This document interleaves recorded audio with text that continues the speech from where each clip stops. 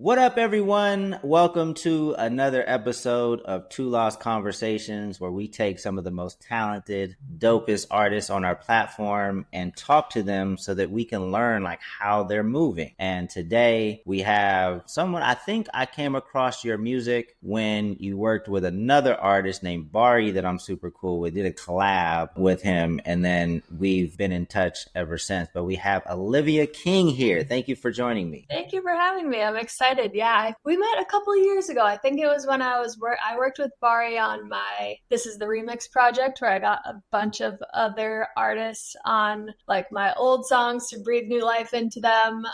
And that was like such a fun project. So I think that's where we connected first. Yeah, no, it's been great to see kind of how you move. The music is amazing. You're super talented. Looks like we have a furry friend that might be joining us. Is that a dog or a cat? It's a cat. But someone said she looked. One time she popped in on a Zoom, and someone said, "That doesn't look like a cat. That looks like a grandma." I'm like, don't insult her like that.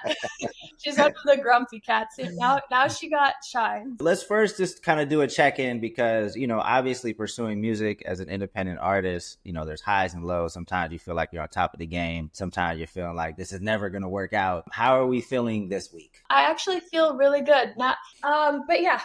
This week has actually been great because I'm finally feeling like myself. This whole 2024, I have been like nauseous every day. I'm giving you a lot of info now, but I finally figured it out. I had emergency surgery on my gallbladder, and I was just like pushing through every day of 2024 up until a month ago. I'm like 4 weeks post-op now. Like my gallbladder was literally folded in half. I didn't know what was going on. It took almost 6 months to figure out what the heck was going on with me. So all that to say, this week, I feel like I'm finally turning the corner from that, and I'm in like full grind mode.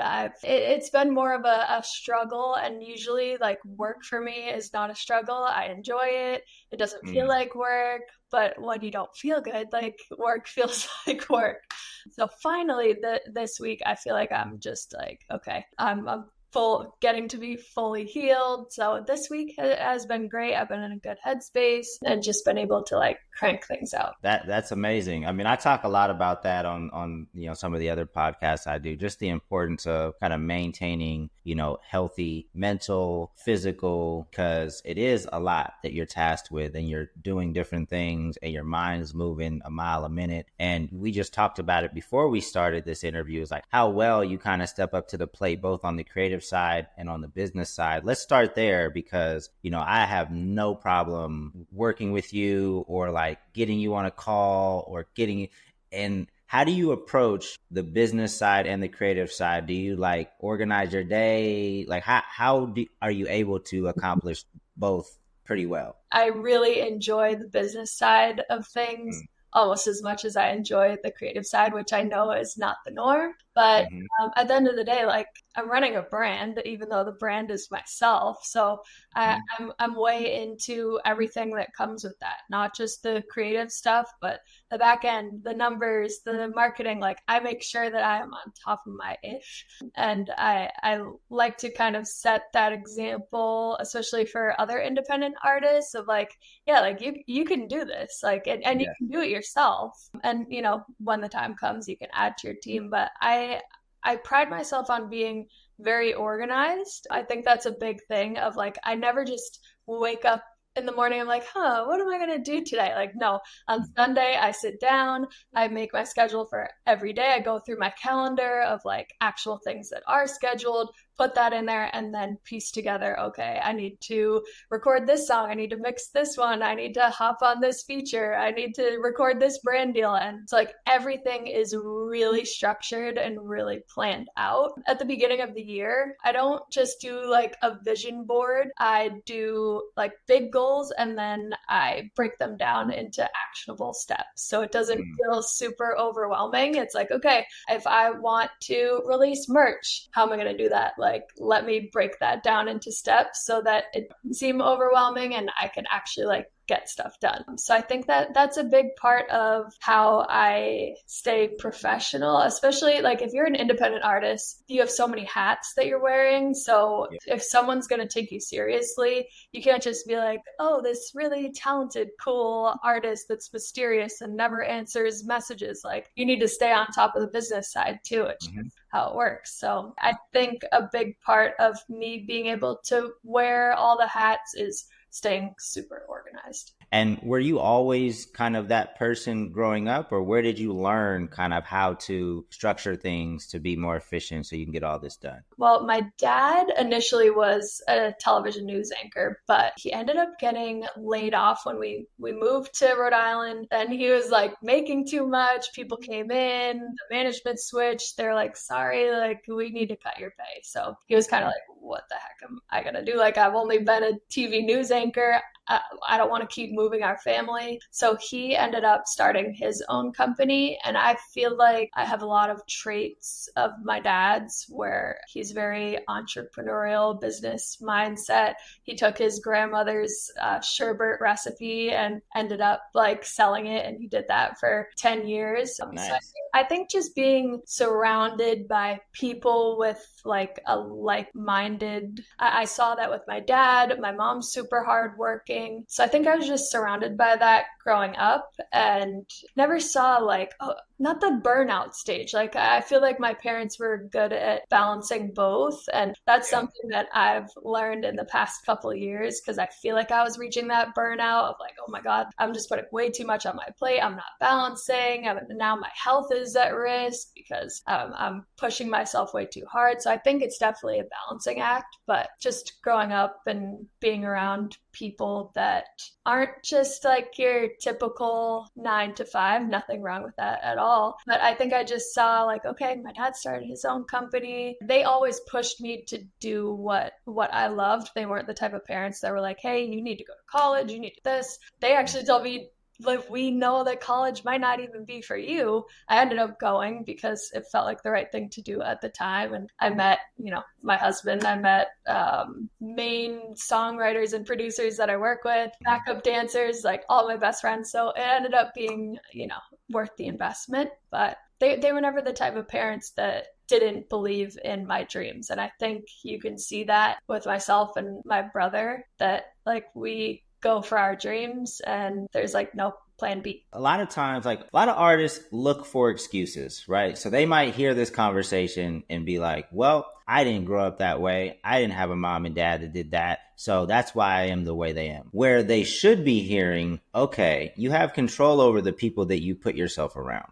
Right now that you know that kind of these things rub off on you, what does your circle look like? Re-examine your circle and be like, who's contributing positively to this and who's not contributing positively. So you have a choice of who you surround yourself with now, even if you didn't grow up that way. So don't listen to this and be like, oh, well, I didn't have this, so that's why I am the way that I am. I think it's important for artists to embrace the business side of things. I know that creativity can kind of come and go and it's not as easy to compartmentalize, but for you, can you create because I know Eminem said the same thing. He said he kind of clocks in at 9 and does it like a 9 to 5. Can you work when you want to work, or does creativity just hit at random times? I think like you said, Eminem said that. I'm pretty sure Nicki Minaj does the same thing. Like she goes into the studio in the morning and treats it like a 9 to 5. And that's exactly how I treat it. Like I make sure that I am in my office, in my studio by 9 a.m. the latest. I'd like to get down here at like 8:30, and I just crank things out, and I put things on my list of like, okay, you need to do this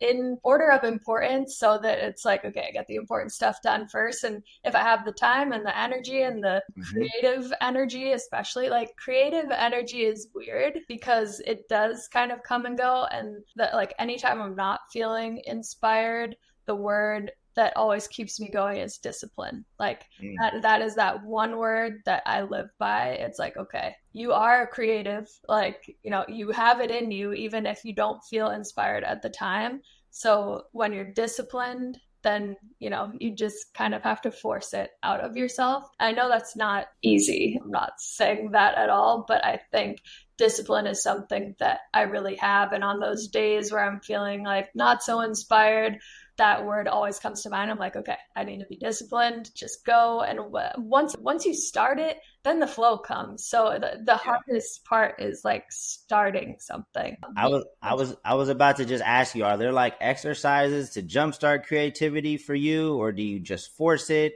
or is it kind of just starting and then then it starts to. On the things I have to get done, there is that like discipline, and forcing it sounds bad, but sometimes like you just need to throw yourself into it. But other times, like I really feel like I do my best writing, my best creative work when no one's around. I feel like I can just be myself. Like even in my house, knowing that my husband also is an entrepreneur. So he's like up in his office upstairs, but I'm like, could he hear me singing? Not that like it's weird that I'm like that, but if he has his headphones on, then I'm good. But it's nice to just have like, he goes and plays men's hockey on Monday nights. And I'm like, okay, perfect. Like this is the time where I can just be in the house by myself. I can write, I can be creative. It's probably stupid because I put myself out there in front of a lot of people on social media. And so it's weird that I feel like that, but I feel like I'm most creative when I'm just like in my own bubble and no one can hear or see me. Yeah. Obviously, I'm not a music artist, but I consider myself a creative as well, constantly creating content for a variety of different things. And I definitely get random ideas throughout the day. I just kind of keep them on my notepad and just kind of keep a list of videos that I need to create, different educational topics and things like that. I just utilize my phone and just make sure that I keep a list if I'm not in my office or ready to record something now. But let's jump back, because I want to talk. I think it's always interesting to know like when you started actually getting some traction, right? Like the moment where you're, oh, this can work. I can create a full-time career out of this. When did you start getting traction, and like what were you doing to create that? Like I said, my parents were super supportive, but they had like no idea where to guide me, what to do. So like people could make excuses like, oh, my parents weren't supportive and they also did, but like I really had no guidance. My brother with baseball, it's like you play little league, you play high school ball, you play college ball, your junior year, you can get drafted. If you don't, okay, maybe you could get drafted your senior year. If you still don't, like, all right, it's over for you. Like he had just such a straight path, which I guess is good and bad, because I would never want it to come down to a point where, say, no one signed me and then what, now I just can't sing anymore. So I mean, there are good and bad to both things, but I never had any sort of guidance. So I was always, it's kind of like a maze. Like you just go down this path. Okay, is it going to keep going and you get out? Or is it, okay, oops, turn around? And there was a lot of that. So it's a lot of just like seeing what stuck. But I would say everything started obviously in high school when I was probably like 14 or 15. My mom would always post my talent shows and me singing out at like bars. Like I would literally get snuck into bars at 15 to perform. And so I did a lot of that. I did a lot of like live performances in Boston, whether it was live shows on the radio. And that really all came from my mom posting my stuff on YouTube. So I would say that's really where like the traction came from. And I was getting a lot of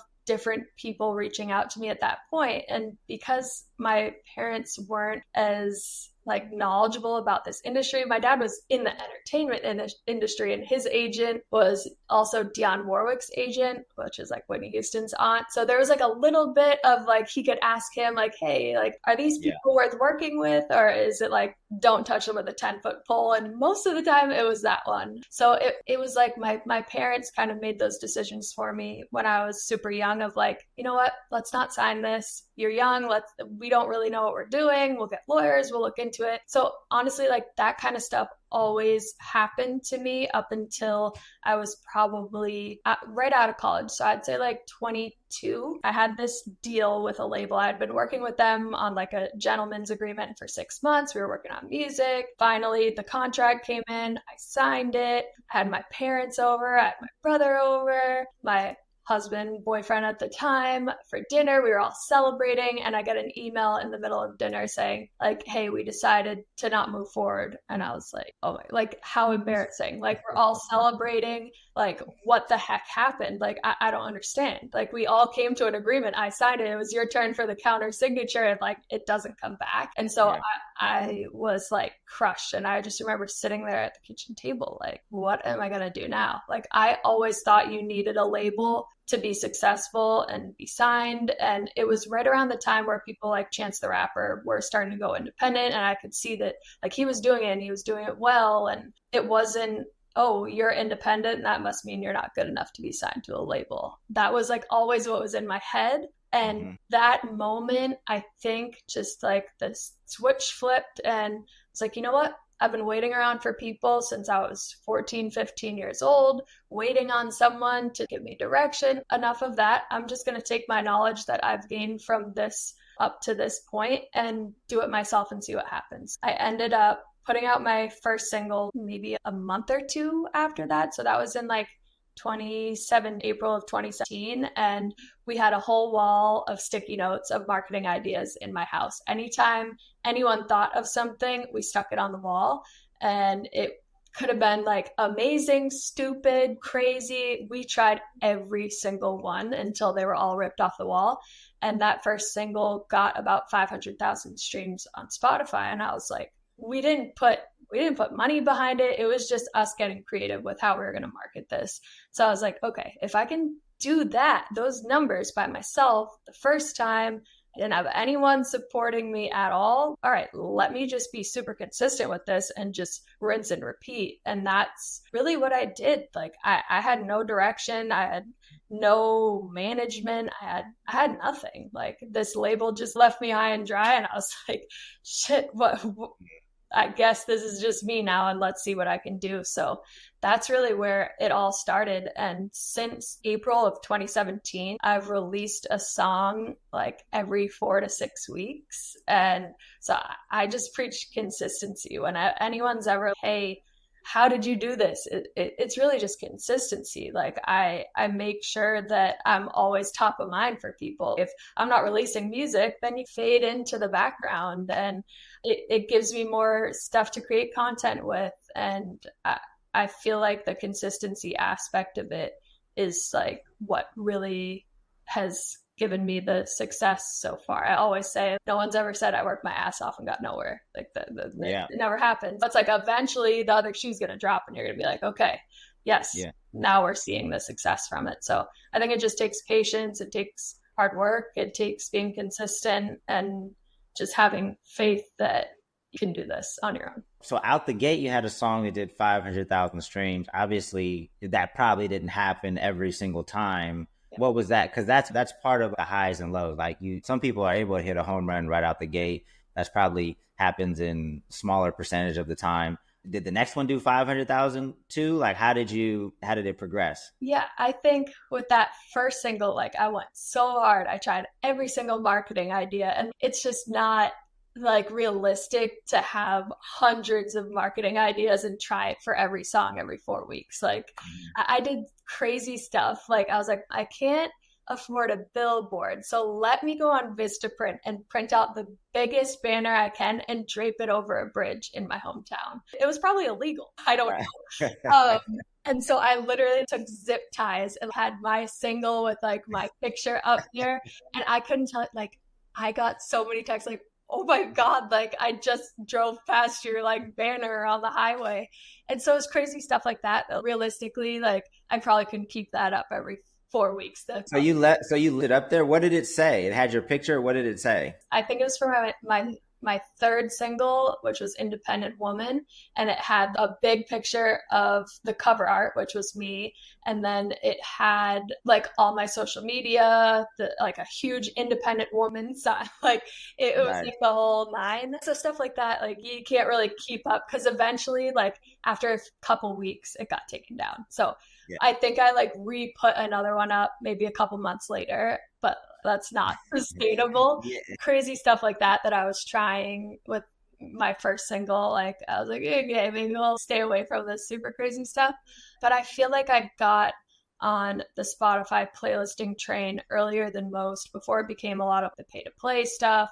I was just doing a barter system of, hey, I'll give you a shout out on my Instagram if you add my song to your playlist. And in 2017, people were like, sure. At the time, I probably had, I don't know, 30,000 followers or something. It was enough for them to be like, yeah, sure. If it's just a regular person, they're like, oh, awesome. Some people would ask for $10 or something, and I would see the revenue come right back from that, because none of them were like the botted playlist at that time. It was just regular people that just happened to have a lot of followers on their playlist. So that was, I think, my main strategy for my first year of releasing music. And I did just do a rinse and repeat of the stuff that really worked when it came to the marketing of the music. And like you said, like some songs did great. Some songs were like, okay, they do all right, but let's just try it again in 4 weeks. No, I love that. And I want to pull out some of the things that I think are super important from what you said. Like, one is you just tried a bunch of shit and some of it worked and you continued to do that stuff. Some of the stuff didn't work and you stopped doing that, right? I think it's super important for people to just try, like step outside of your comfort zone and just try different things and see what works, and then double and triple down on the stuff that does work.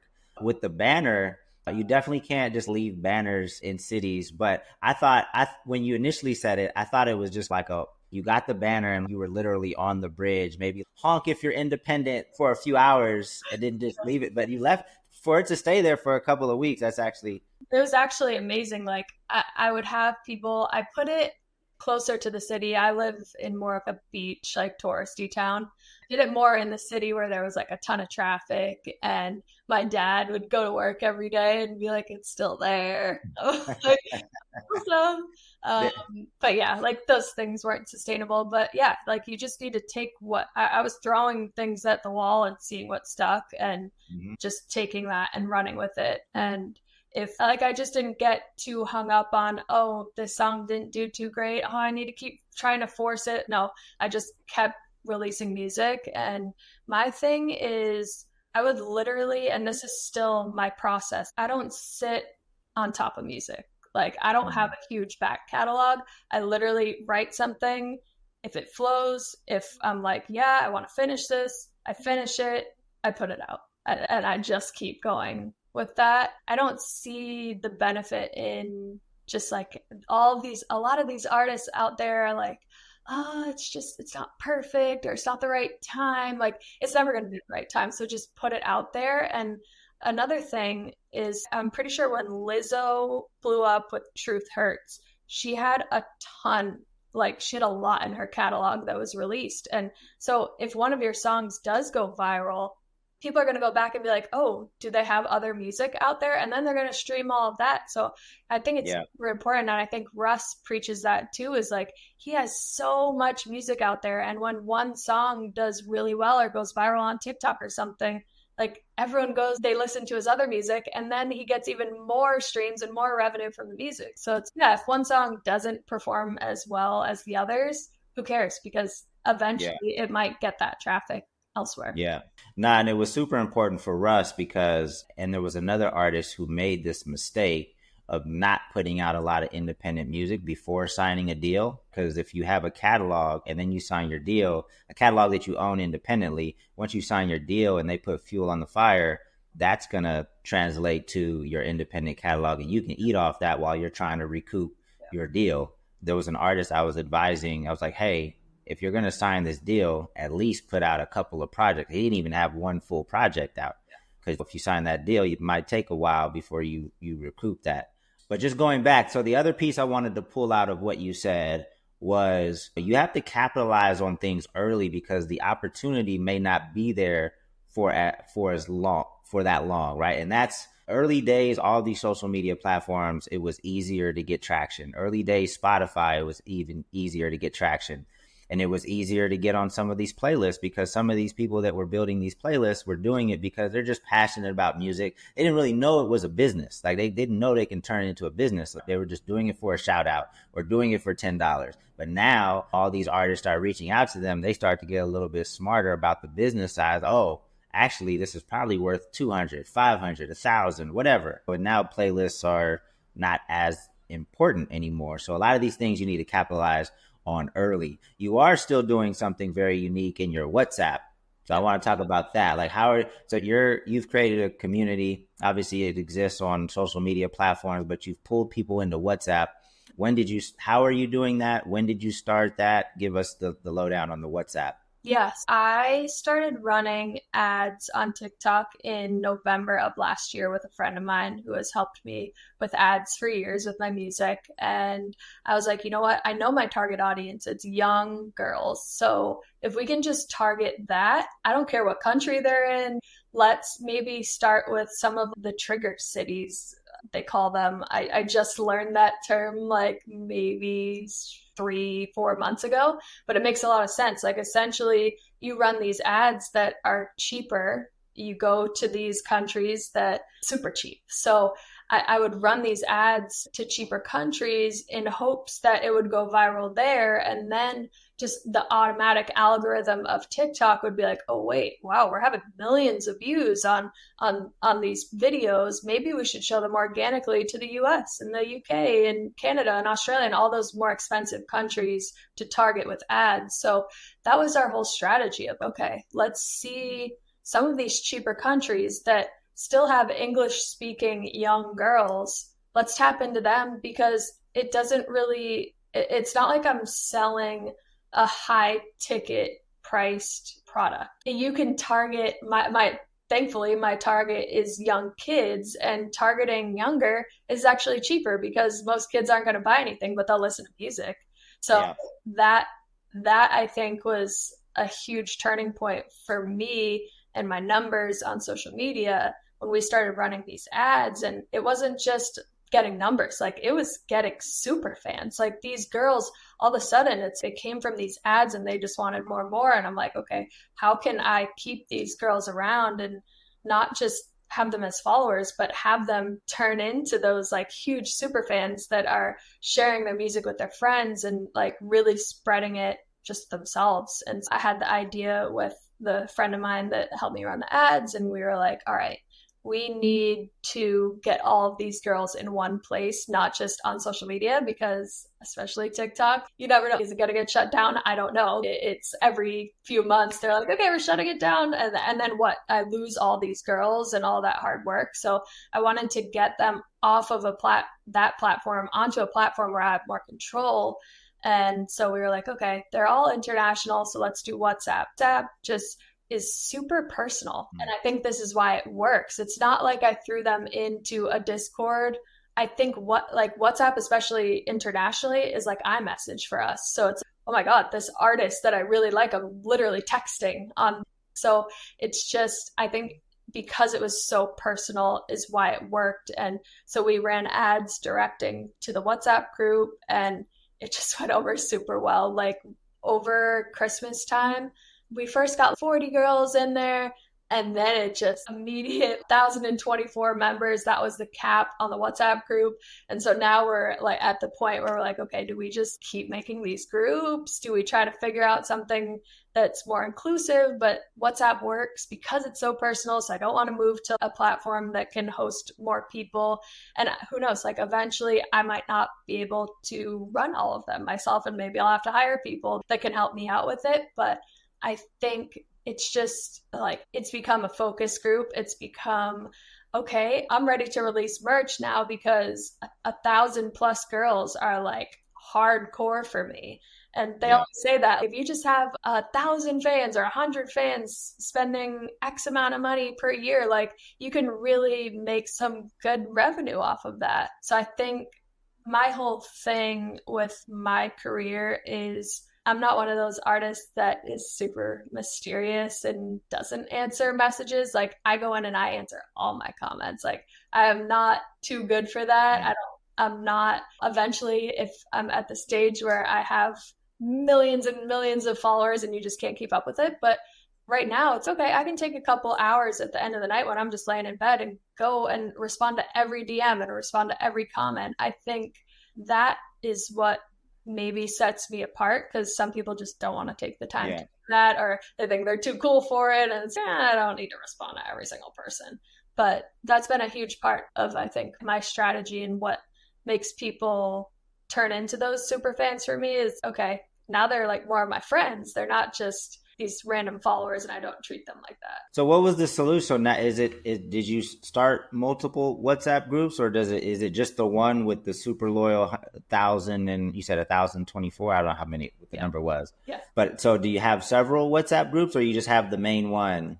We decided before we started running more ads, we decided let's focus on this group of girls that we have and see how we can make this the most lucrative. It happened so fast that we were like, whoa, okay, what are we going to do with these 1,000 girls? So I actually have, when I put together my to-do list for the week, it's WhatsApp schedule. And I make sure that I'm putting things in there every day, every other day. I only open the chat every couple days. And I think that's actually been like a really beneficial thing because people are like, okay, when's she going to open the chat and we can all talk to each other, because it would just get too crazy and wild in there and people would have thousands of messages. And so it's just too much. So I open the chat just like every couple days. I say, hey, I do a lot of polls in there. I send them just like exclusive stuff. I run giveaways in there so that it's like, hey, if you say for my next single, I think what we're going to do is have people enter a giveaway by just sharing this pre-save link or song to their Instagram story, and then that'll be their entry. And so it's like little things like that they can help me with. But especially young girls, I could literally send them something off of Amazon for $10 and they're like, oh my God, this is amazing. And so it's the little things that you do that you don't have to spend a ton of money. I'm not sending them iPhones or laptops. Like I'm sending them $10, $20 gifts to help me. And that's something that they seem to really respond well to. So right now I'm just focusing on the 1,024 girls in this group and just making sure that like I nurture them so that they don't leave the group and they're like, okay, this is getting boring. Like I want to always keep that energy going in there. So right now we're just really focusing on that. And then the plan is to just make more groups. Maybe WhatsApp, because I know WhatsApp wasn't really built with that intention in terms of managing a fan club, but it would be ideal if WhatsApp just increase the number because I could imagine just having like several groups. It could get a lot. Like I'd probably have to hire people to like manage them, which I'd be willing to do if it was worth it. But maybe it comes to a point where I don't know, maybe I could get a contact at WhatsApp and be like, hey, this is working really well. Like, can you just like let go of the cap on the amount of people in here and like maybe you cap it at 10,000 or something like that? I'm not doing spammy stuff. These are just all my fans that I'm using your app to communicate with. Cool. So the last question, I know that you've done a lot of brand stuff. For the folks that watch this, what are the qualities that kind of make you, in your opinion, make you a good target for brand activations, and how do you get them? My husband owns an influencer marketing agency, so I definitely have some knowledge there. I was actually the one to start that, and he quit his 9 to 5. He was a mechanical engineer. He worked on nuclear submarines, and then helped me. That's a change. That's a career change. Total 180. He just thought that there was a ceiling at his work. Like he came in and he was like, I'm going to work so hard and I'm going to skyrocket to the top. And everyone laughed at him. No, you just need to be here for a while. He was like, it doesn't matter how hard you work. And so that's when he started helping me with my career, and he was helping manage me, and ended up growing artists like social media for them, helping them grow on there. And he had about 350 artists that he worked with. So he was able to quit his 9 to 5. And I was like, you know what? I don't think that's sustainable. If we're gonna get married in the future and we need a business that can be sustainable, I think you need to go into influencer marketing. And he was like, I don't have time for that, but if you want to start it, go ahead. So I did. The first year, did $20,000 in revenue, and it was a grind to get that, and it wasn't a lot of money. And I was like, dang, all right. It's just hard to get your first couple clients, because what are you going to pitch them? Hey, never done this before, but we're going to try to do this for you. So once we got a lot of clients, by the time we had our wedding, which was, he started his company, A-List Me, in 2017. then I would say by 21, when we got married, we had a team of about 10 talent managers that we were able to hire.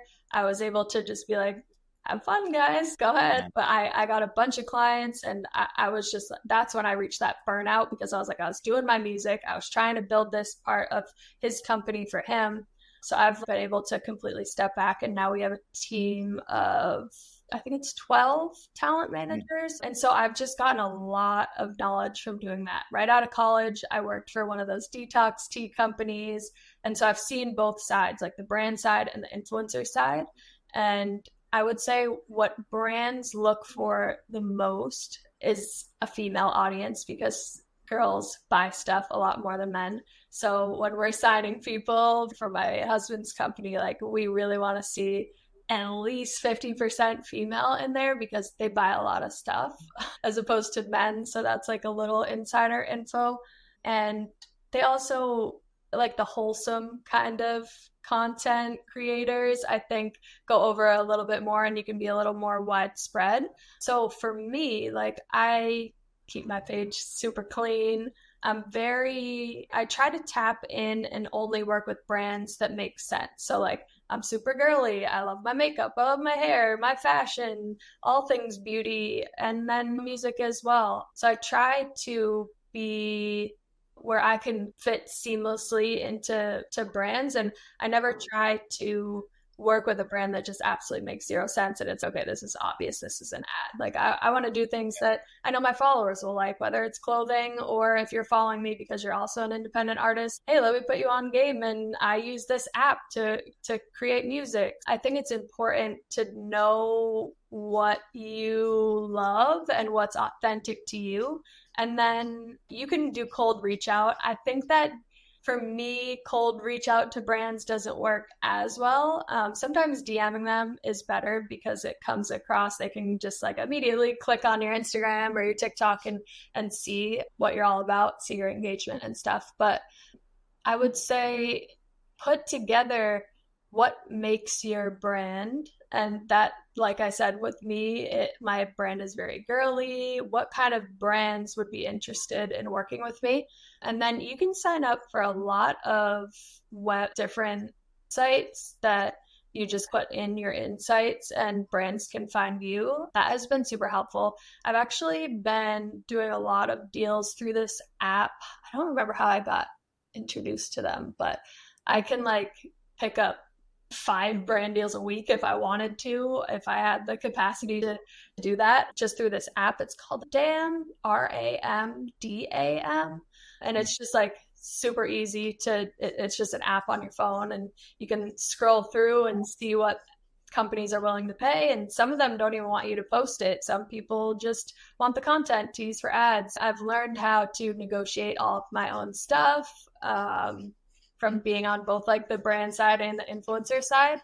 So I do a lot of the negotiations myself. I also work with another agency that's more like music related. And then of course my husband's company too helps a little bit. But I would say just check out all the different sites for influencer marketing and just sign up for them and see, like a lot of them will just get right back to you and give you offers. So a lot of those sites, now I feel like once I crossed that 100,000 follower mark, that's when I saw the deals coming in and people seeking me out instead of like the other way around. So I just make sure that I'm like super on top of my email. I'm not missing opportunities. I'm not one of those that lets my inbox grow and grow. Like every day, one of my top things is answer emails, and I go through my couple inboxes that I have, and I also have a separate email, which I think helps, like not just having one email for everything in your whole life. So if I'm like, okay, I use this email for brand collaborations, I'm never missing things. So I think that's a big part of it, just staying organized, a lot of different sites that you can sign up for, and just knowing your brand and staying true to that so it doesn't come across like you're just doing all these. No, that's super helpful. There were a lot of gems in there. If you had to say just on a percentage basis for your business, like what percentage of your business or of your revenue comes from brands? A lot. Probably, I'd say close to 80%. Sheesh. Yeah. No, it's a lot. It's always interesting. I never ask artists how much money they make, but in terms of the revenue breakdown, in terms of what percentage comes from what, it can be very different from one artist to the next, Yeah. depending on where you your emphasis and a lot of different factors. Yeah. But so many gems were dropped in this conversation. We went past our time that I told you that we were going to go. So I apologize for that. So thank you for sticking around. No. Is there anything coming up that people should be made aware of? And then where can people find you? Like I mentioned, I release music every 4 to 6 weeks. So I do have my next single dropping on June 21st. And that's actually in collaboration with TikTok, which is the first time I've ever done that. And I had a video go viral because I worked with a brand that was an app that I created a beat on and ended up doing super well on TikTok. So they're helping me release that one. So that'll be fun. That's on June 21st. And then I am doing a part 2 to my remix project where I initially had met you. That will be rolling out like right after that TikTok song. And are those songs already done?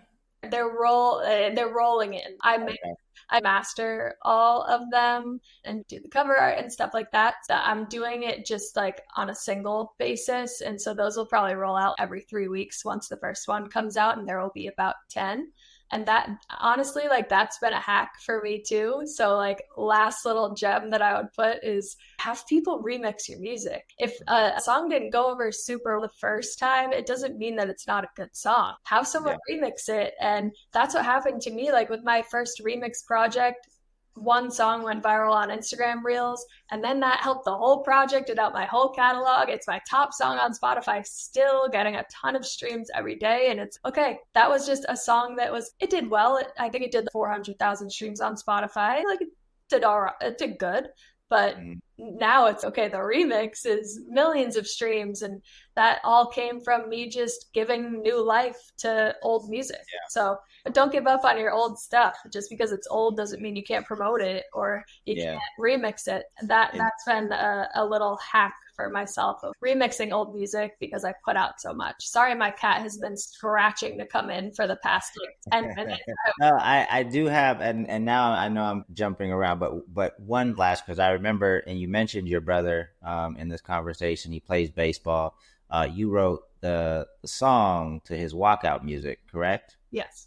Was that a request of his, or how did that come together? So yeah, he had always asked me in college. He would always ask me for song ideas for his walkout. And finally I was like, okay, maybe for Christmas, I will make him his own custom walkout, which was probably, in hindsight, like I wasn't nervous about it, but if he didn't like it, in interviews, I see him be like, thank God I love this song, because it would have been a little awkward being like, oh, don't like this song, but I have to use it because my sister made it for me. But I gave it to him for Christmas. I got Maystar, a rapper from Boston, on it. He absolutely killed it. I came to him with the idea and he was like, yeah, let's go. I was like, my brother's in college. Call it his sister's intuition. I always knew he was going to be super successful. I was like, guys, I swear it'll be worth your time. I had a friend produce the beat. I had this rapper friend of mine get on it, and sure enough, like he used it through college, through the minors, then got drafted to the Marlins, then was traded to the Yankees. He played for the Yankees for 6 years, and he just got traded to the Padres. And so it was like, it's just been a whirlwind with the song. And that's another part of my revenue comes from sync. That song has been synced quite a lot on TV and film. So that's another thing for people to like really tap into. And that's another thing I'm tapping into a lot this year, of like more sync placements. And my brother always said he would take me to the top with him, and he sure has. Obviously, as he rose to success, I'd see the Shazams because every time he came out to pitch, especially at Yankee Stadium, I think the Padres, like they have sold out games every night. I just went to San Diego and I was like, how are they selling out like 40,000 people on a Tuesday night? This makes no sense. There's nothing else to do down there. And San Diego's a beautiful city, but there's not, the Chargers are no longer there. Yep. It's really just the Padres. But so in addition to people Shazamming your song, I'm assuming you get paid performance royalties as well because the song's registered, and that's a piece of publishing. When especially large stadiums play your music, you should be getting royalties from that. Yes, Is correct. that correct? So, like with especially Yankee Stadium, and when my brother was on the Yankees, they're like the elite team. I got so much press from it. Sports Illustrated did an article on it. The New York Post, New York Daily News, the Yes Network came to my house and filmed a whole segment. Like it was a whole thing. And now with him on a new team, it's okay. Let's just start it again. So yeah, that's been a huge thing for me as well. Obviously, having my brother rise to success and bring that. What's that song called? I'm assuming it's on Spotify. I want to listen to it. Yeah, it's called Messing with the King. Messing with the King. Ah, lovely. Last name King. Boom. All makes sense. Yeah, it's pretty cool. When I see like when he was on the Yankees, they would always tweet out like my lyrics from the song. I was like, this is wild. That's super dope. Olivia, thank you for joining me today on this episode of Two Lost Conversation. So many gems. We're 50 minutes plus in, but I feel every second you were delivering something new and fresh that people need to hear. So thank you for that. Olivia King, everyone. We'll be back with another episode of Two Lost Conversations next time. I'm not sure who's next, but it's going to be hard to beat this interview. So we just got to continue to raise the bar. All right, y'all. Until next time. Peace.